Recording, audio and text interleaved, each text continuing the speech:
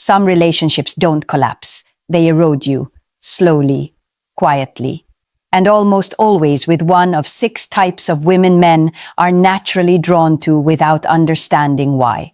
Maybe she felt familiar. Maybe she felt exciting. Maybe she felt like someone you needed to save. But if you walked out feeling confused, drained, or unlike yourself, you're about to understand why. That's why today, I'm revealing the 6 types of women men must avoid, and the signs that expose them long before the chaos begins. This isn't about blaming women. It's about finally understanding the psychology behind the connections that derail your life. Stick with me. You're about to gain the clarity most men never get. You and I both know this. Men rarely fall for the wrong woman because they're foolish. They fall because something far deeper is at play. Patterns written into them long before they ever learned how to choose. Most men don't realize how much of their romantic life is shaped by early imprinting, the kind that makes familiarity feel like attraction. A certain tone of voice, a kind of softness, a hint of chaos, even a wounded innocence. These things can trigger memories they don't consciously remember, but still respond to. And when that feeling kicks in, logic fades fast. There's also the rush, the dopamine pull that comes when someone sparks excitement, desire, or emotional intensity. The brain loves stimulation, not stability. And that's why a man can meet a woman who feels electric and assume that feeling means destiny, when really it's just chemistry wearing a mask. Attraction becomes a fog. And inside that fog, the red flags aren't invisible. You just aren't looking for them, because part of you wants the high more than the truth. But here's the reality most men never hear.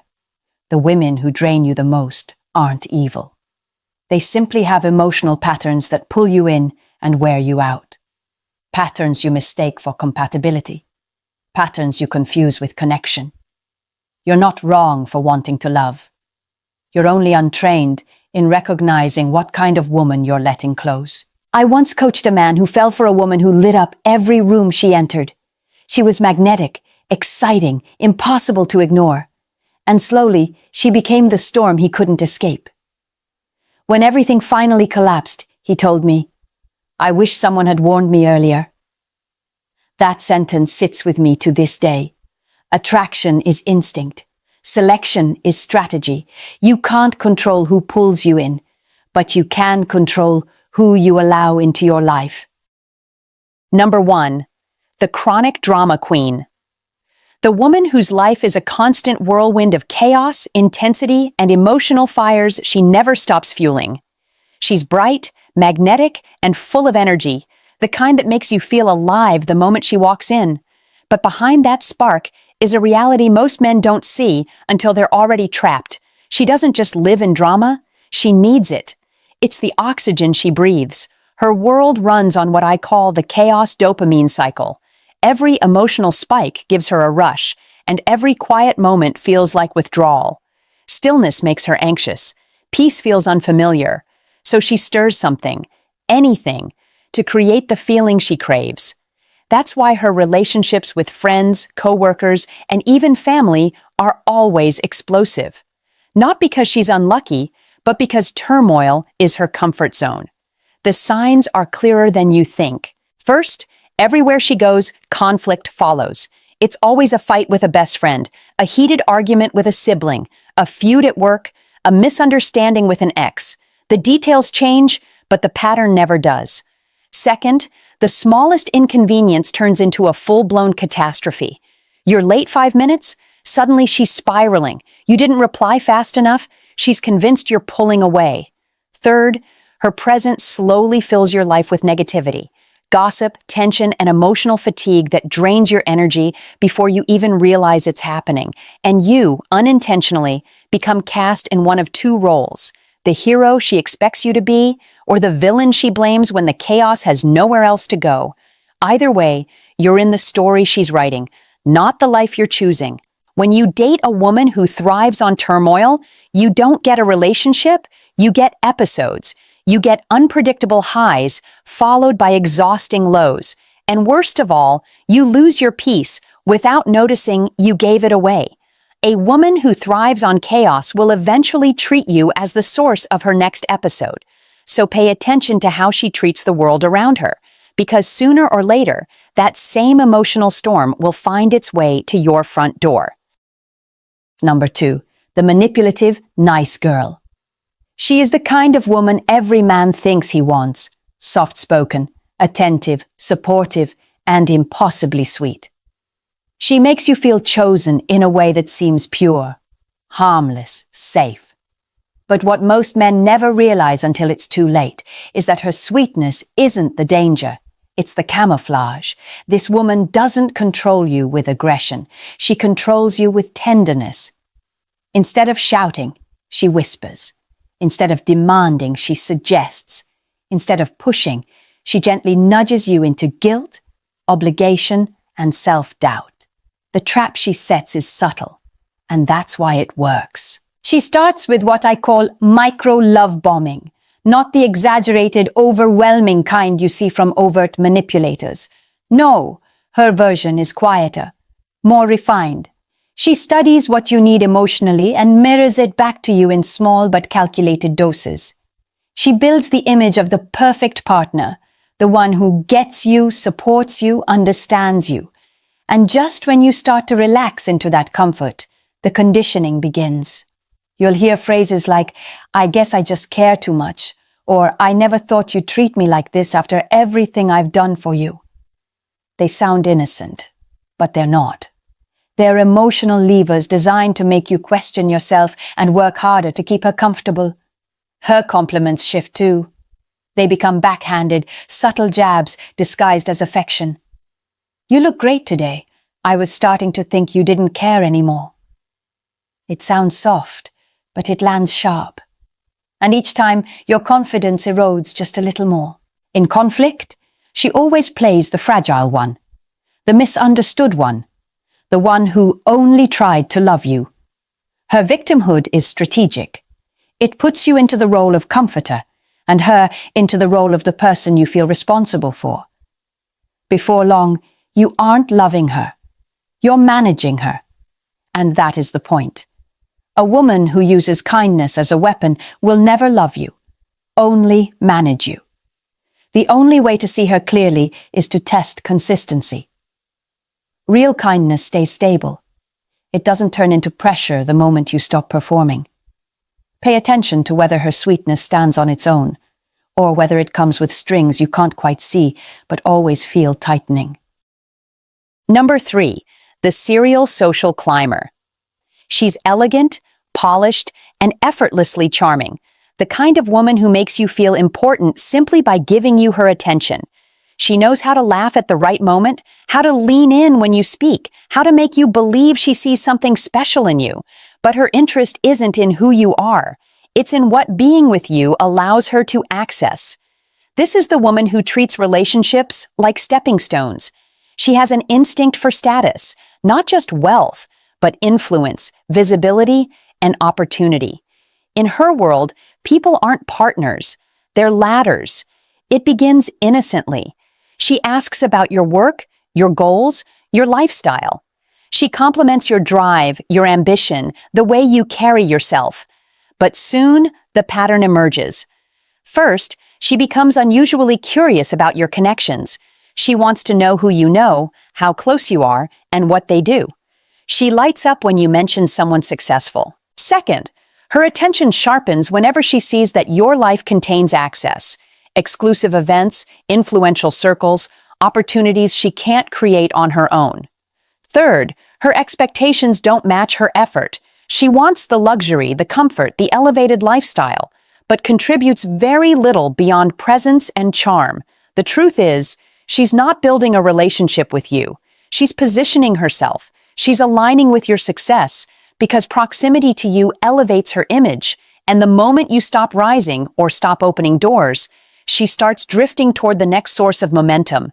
This kind of woman rarely leaves loudly. She just becomes slightly colder, slightly busier, slightly more distant, until she's already halfway into the life of another man who can offer her a higher rung to climb. If she loves the doors, You can open more than the man who opens them. Step back. The way to see her clearly is simple. Strip away the glamour. Take her somewhere low-key, quiet, ordinary. Remove the spotlight. If her enthusiasm drops when the status disappears, you have your answer. Genuine connection thrives in simplicity. Self-interest dies there. Number 4, the perpetual victim. She isn't loud.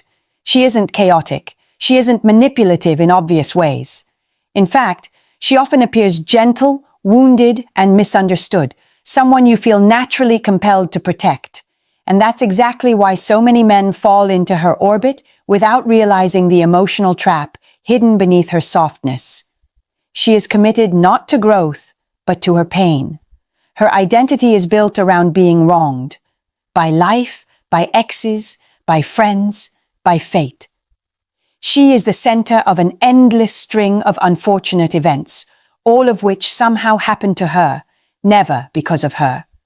And while her stories may be heartbreaking, there is always one constant. She is never responsible for anything. This pattern is more than bad luck. It's a psychological loop. Learned helplessness keeps her stuck in the same emotional place, repeating the same wounds with different people. Trauma bonding makes her cling to anyone who offers comfort, and seeking sympathy becomes her way of maintaining connection. Not through accountability, not through self-awareness, through pity. The signs reveal themselves slowly. First, every past relationship ended because the other person was cruel, selfish, unstable, or heartless. She has never once said, "I played a part in it." Second, every conflict in her life, from missed deadlines to broken friendships, is someone else's fault. There's always a reason, always a villain. Third, her life story is a loop of "you won't believe what happened to me again," delivered in a tone that keeps you oscillating between protecting her and worrying for her. At first, you feel noble stepping in to support her, but soon you become the emotional crutch she relies on, the person responsible for filling the void she refuses to confront. And when you can't fix everything for her, because no one can, you become the next source of disappointment, the next culprit in her ongoing narrative of pain. A woman invested in her pain cannot invest in a relationship, so watch how she responds to gentle feedback. A woman ready for growth will reflect. A woman rooted in victimhood will deflect.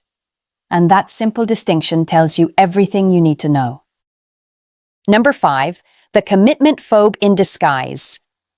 She isn't avoidant in the obvious sense. She doesn't run from affection. In fact, she gives you just enough of it to keep you hooked. She'll hold your hand, stay up all night talking, melt into you when you pull her close, and for a moment, you feel chosen, wanted, even prioritized. But don't mistake that warmth for stability. What she really wants is the feeling of connection, not the responsibility that comes with sustaining it. Her emotional pattern is rooted in fear. Fear of being trapped, fear of losing her autonomy, fear of letting someone get close enough to see parts of her she can't control. So she crafts a rhythm that allows her to feel intimacy without ever surrendering to it. A rhythm that keeps you guessing. The signs are subtle at first. First, her behavior swings between intensity and distance. One day she's glued to you, texting nonstop, wanting to see you, making plans. The next day she drifts, suddenly overwhelmed, suddenly busy, suddenly needing space. Second, she avoids defining anything. Ask her what she wants and she'll say, "Let's just enjoy the moment," or "Why rush things?" It sounds relaxed, but it's actually evasive. Third, every story from her past involves relationships that were almost something, situationships that just didn't work out, or partners who were too much too soon. What she really loves is the chase, the excitement that comes before things get real. When you're slightly out of reach, she's fully engaged. The moment you show up with clarity and consistency, she pulls back. Not because you're wrong for her, but because seriousness activates her fear. And that's the part most men misunderstand. They They try harder. They become the pursuer. They start proving themselves, fixing things, smoothing the dynamic. But the more you chase her, the safer she feels running. When her affection comes and goes, it's not your worth. It's her fear. So speak plainly. Call out the inconsistency. Set boundaries she can't blur. And most importantly, never chase a woman whose pattern requires you to shrink your needs just to keep her close. Number 6. The overly controlling perfectionist. She appears put together, thoughtful, and deeply attentive. She remembers the little things: how you like your coffee, the exact way you fold your shirts, the tone you use when you're stressed. At first, this attention feels flattering. It feels like care. But slowly, almost imperceptibly, it shifts into something else. Correction, supervision, and control wrapped in soft language. Her sense of safety depends on order, on things being done the right way, her way. Underneath the polished exterior is a woman whose anxiety drives her to manage every detail she can touch. And when you enter her world, that impulse doesn't stop at her home, her schedule, or her routines. It extends to you. The early signs are easy to overlook. First, she begins micromanaging the smallest choices you make: how you dress, how you plan your day, even how you speak. It starts with suggestions but quickly turns into constant adjustments. Second, she disguises control as concern. You'll hear things like, "I just want what's best for you," or "I'm only saying this because I care." The words are gentle, but the expectation behind them is rigid. Third, the ratio of criticism to appreciation shifts. You find yourself hearing more about what you're doing wrong than what you're doing right.